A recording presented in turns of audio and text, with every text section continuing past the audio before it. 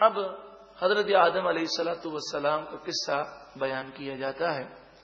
وَإِذْ قَالَ رَبُّكَ، اور یاد کرو جب آپ کے رب نے فرمایا، لِلْمَلَائِكَةِ، فرشتوں سے فرمایا، انی جاعل فی الارض خلیفہ، بے شک میں زمین میں اپنا نائب بنانے والا ہوں۔ یہاں پر دو باتیں آپ سمجھ لیجیے۔ ایک تو یہ کہ خلیفہ کے معنی کیا ہے۔ خلیفہ کے یہاں پر یہ معنی ہے، خلیفہ کا مفہوم یہ ہے اللہ تبارک و تعالی کے پیغام اور اللہ تعالی کے احکام بندوں تک پہنچانے والا۔ خلیفہ کے کیا معنی ہے؟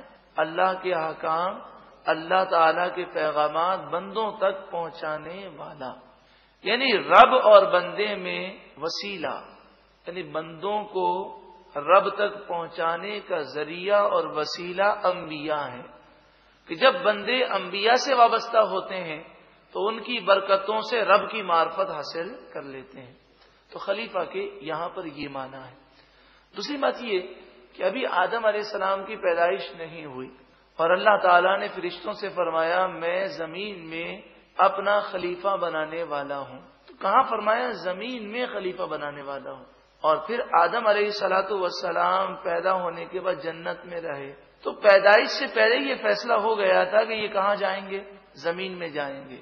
500 سال آپ جنت میں رہے، اور 500 سال کے بعد اللہ تعالی کی حکمت کہ آپ کو بھلا دیا گیا اور آپ نے وہ درخت میں سے کھایا اور پھر آپ زمین میں آ گئے۔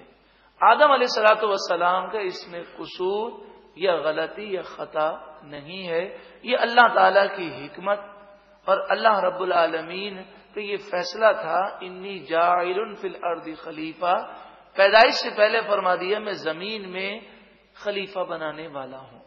قالوا، فرشتے بولے، اتجعل فیہا، کیا تو اس زمین میں اسے خلیفہ بنائے گا، من یفسد فیہا، جو زمین میں فساد پھیلائے گا، ویسفک الدماء، اور خون بہائے گا، وَنَحْنُ نُسَبِّحُ بِحَمْدِكَ وَنُقَدِّسُ لَكَ، اور ہم تیری حمد کرتے ہوئے، تیری تعریف کرتے ہوئے، تیری خوبیاں بیان کرتے ہوئے تیری تسبیح کرتے ہیں اور تیری پاکی بیان کرتے ہیں۔ مطلب یہ تھا اے پروردگار، انسان تو زمین میں فساد کرے گا تو خلیفہ انسان کے بجائے ہمیں بنایا جائے۔ یہاں پر ایک سوال یہ ہے کہ فرشتوں کو کیسے پتا چلا کہ انسان فساد کرے گا؟ تو اس کی کئی وجوہات ہیں۔ ایک وجہ یہ ہے کہ فرشتوں کو جب یہ معلوم چلا کہ انسان میں نفس ہوگا اور انسان میں غصے کو بھی رکھا گیا، انسان میں شہوت کو بھی رکھا گیا، تو انہوں نے یہ خیال کیا اس طرح تو انسان بڑی آزمائش میں پڑ جائے گا، کیونکہ فرشتے غصے سے، شہوت سے، نفس سے معصوم ہیں، محفوظ ہیں۔ تو انہوں نے یہ خیال کیا کہ پھر انسان کا گناہوں سے بچنا تو مشکل ہو جائے گا، تو وہ پھر گناہ کریں گے اور زمین میں فساد ہو جائے گا، اور ہم چونکہ ان چیزوں سے معصوم ہیں تو خلافت ہمیں ملنی چاہیے، یہ بہت بڑا مقام ہے، یہ بہت بڑی سعادت ہے، تو یہ سعادت ہمیں نصیب ہو۔ قال انی اعلم ما لا تعلمون، اللہ تعالیٰ نے فرمایا مجھے وہ معلوم ہے جو تم نہیں جانتے، میرے اس کام کی وہ حکمتیں ہیں جو تمہیں نہیں معلوم۔ تم نے یہ تو دیکھ لیا کہ انسانوں میں یہ مادہ ہے، لیکن تم نے یہ نہ جانا کہ میرے وہ نیک بندے بھی ہوں گے جو فرشتوں سے بھی مقام و مرتبے میں بلند و بالا ہوں گے۔ حضرت امام غزالی علیہ رحمہ بڑی پیاری بات فرماتے ہیں کہ انسان اگر گناہوں میں پڑ جائے تو جانور سے بدتر ہے، کہ جانور کو جہنم کا عذاب نہیں دیا جائے گا، اور اگر اللہ اور اس کے رسول کا فرما بردار بن جائے تو عام فرشتوں سے بلند و بالا ہو جاتا ہے۔ وَعَلَّمَ، اور اللہ نے سکھائے آدم الاسماء، آدم علیہ السلام کو تمام چیزوں کے نام، کلھا، تمام چیزوں کے، تمام چیزیں آدم علیہ السلام کے سامنے پیش کی گئیں، آپ کو نام سکھائے گئے۔ دنیا میں جتنی بولیاں قیامت تک بولی جائیں گی ان زبانوں میں آدم علیہ السلام کو ان تمام چیزوں کے نام سکھائے گئے، ان کے فوائد، ان کے نقصانات سب بتائے گئے۔ ثم پھر عرضهم علی الملائکۃ، ان تمام چیزوں کو فرشتوں پر پیش کیا۔ فقال، بس اللہ تعالیٰ نے فرمایا انبئونی باسماء ہؤلاء، مجھے ان چیزوں کے ناموں کی خبر دو، مجھے ان چیزوں کے نام بتاؤ، ان کنتم صادقین، اگر تم سچے ہو۔ کس میں سچے ہو؟ اس دعوے میں کہ خلافت کے مستحق ہم ہیں۔ قالوا، فرشتے بولے، سبحانک، پاکی ہے تجھے، لا علم لنا، ہمارے پاس کوئی علم نہیں، الا ما علمتنا، مگر اتنا ہی جتنا تو نے ہمیں سکھایا، تو نے جو علم ہمیں دیا وہی علم ہے، اس کے علاوہ ہمارے پاس کوئی علم نہیں۔ انک انت العلیم الحکیم، بے شک تو ہی علم والا، حکمت والا ہے۔ مفسرین فرماتے ہیں فرشتوں کا یہ کہنا کہ خلافت ہمیں مل جائے، اس پر وسوسہ نہیں کرنا چاہیے۔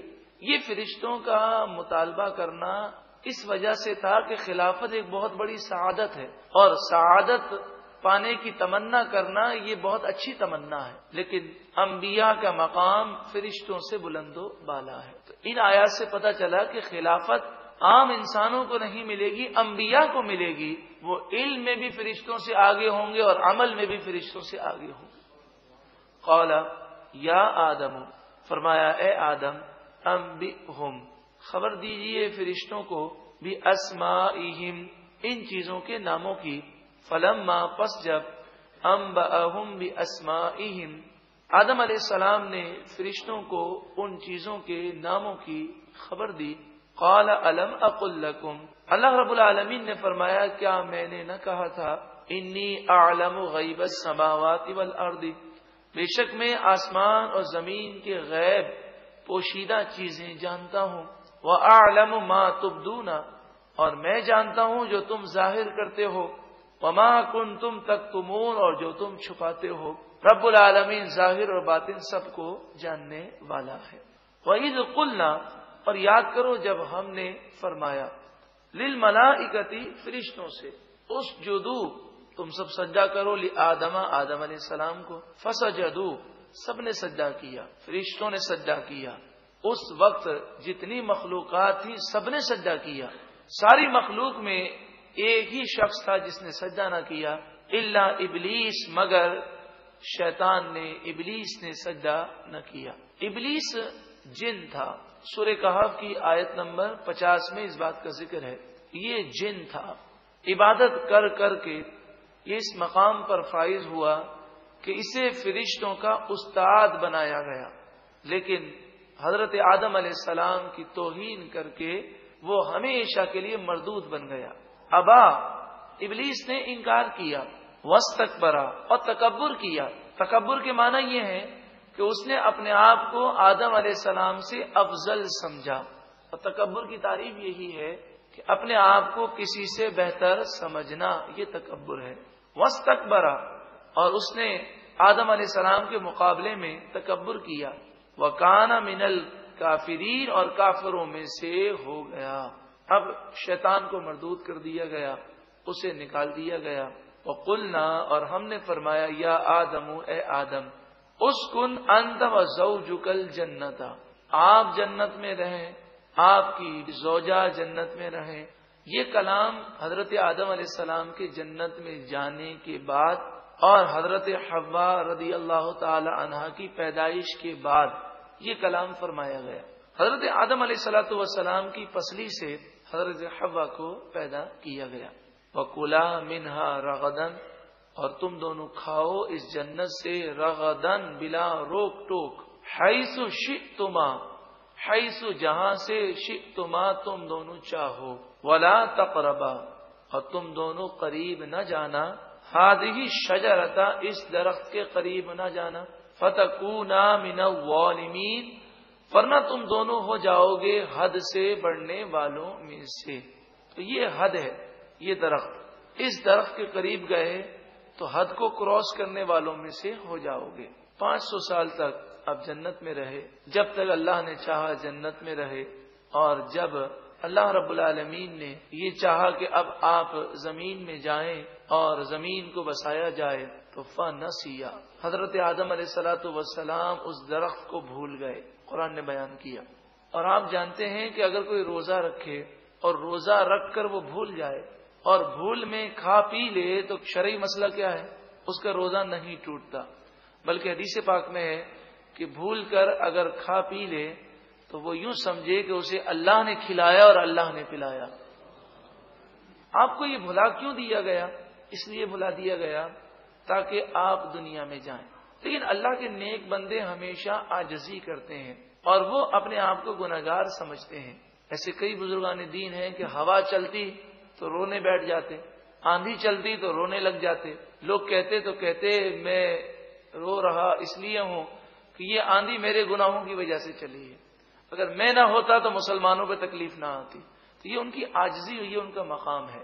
تو آدم علیہ الصلوۃ والسلام کو بھلا دیا گیا، اور یہ آپ کی عاجزی ہے، یہ آپ کا مقام ہے، یہ آپ کا خوف خدا ہے کہ آپ کئی سو سال تک اللہ کے خوف سے روتے رہے، اور 300 سال تک خوف کے مارے آپ نے آسمان کی طرف نگاہ نہیں اٹھائی۔ یہ اللہ کے نیک بندوں کا انداز ہے۔ حضرت عمر رضی اللہ تعالیٰ قطعی جنتی ہیں، لیکن خوف سے روتے روتے آپ کے چہرے انور پر آنسوؤں کی لکیریں بن گئی تھیں۔ حضور نے انہیں جنت کی بشارت دی ہے، حضور کی بشارت میں انہیں کوئی شک و شبہ نہیں ہے، لیکن جب اللہ کے نیک بندوں پر خوف کا غلبہ ہوتا ہے تو وہ سب کچھ بھول جاتے ہیں اور اللہ کی محبت میں اور خوف میں گم ہو جاتے ہیں۔ فَأَزَلَّهُمَا الشَّيْطَانُ، بس انہیں شیطان نے پھسلا دیا۔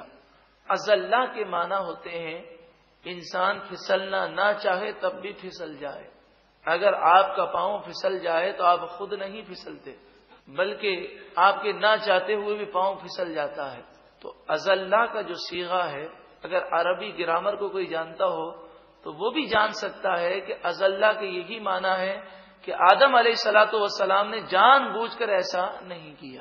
فَأَزَلَّهُمَا الشَّيْطَانُ عَنْهَا، شیطان نے اس درخت کے بارے میں ان دونوں کو پھسلا دیا۔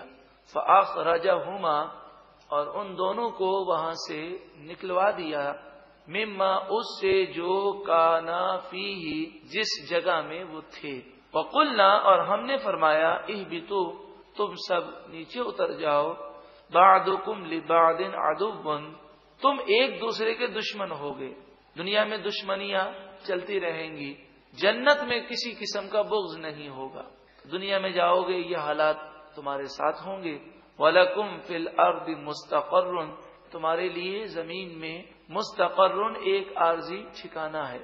وَمَتَاعٌ، اور برتنا ہے، استعمال کرنا ہے، فائدہ اٹھانا ہے، إِلَى حِينٍ، ایک وقت تک، پھر تمہیں دوبارہ مر کر اللہ کی بارگاہ میں حاضر ہونا ہے۔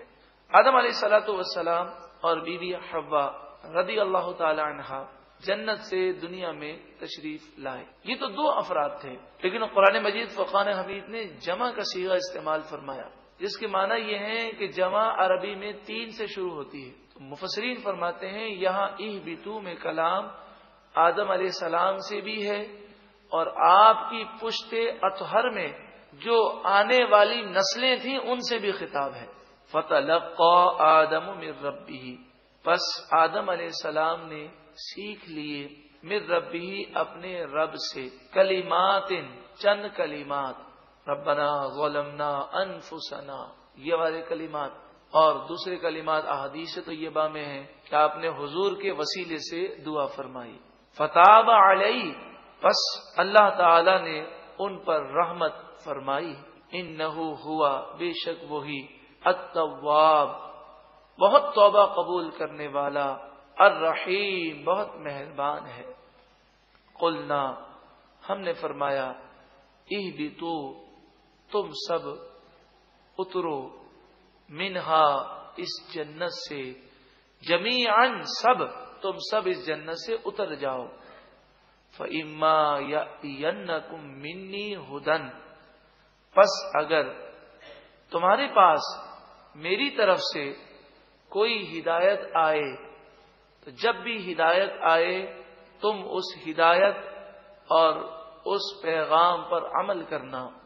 فمن تبع ہدایا، پس جو کوئی پیروی کرے گا میری ہدایت کی، میرے پیغام کی، فلا خوف علیہم، ان پر نہ کوئی خوف ہوگا، ولا هم یحزنون، اور نہ وہ غمگین ہوں گے۔ والذین کفروا، اور وہ لوگ جنہوں نے کفر کیا، وکذبوا بآیاتنا، اور ہماری آیتوں کو انہوں نے جھٹلایا، اولئک اصحاب النار، یہی لوگ جہنمی ہیں، ہم فیہا خالدون، وہ اس میں ہمیشہ رہنے والے ہیں۔ دونوں گروہوں کا ذکر کر دیا گیا، جنتی اور جہنمی۔ انسان کو اللہ نے عقل بھی دی ہے۔ اب فمن تبع ہدایا، یا تو اس پر پیروکار ہو جائے کہ اللہ کی ہدایت پر عمل کرے اور لا خوف علیہم ولا هم یحزنون کا تاج اپنے سر پر سجا لے اور جہنم کے خوف سے اور قیامت کے خوف سے بری ہو جائے اور جنت میں چلا جائے، یا پھر دوسرا راستہ ہے جہنم کا۔ ہم یقیناً عقل مند ہیں، اللہ تعالی ہمیں جنت کے راستے پر چلنے کی توفیق عطا فرمائے۔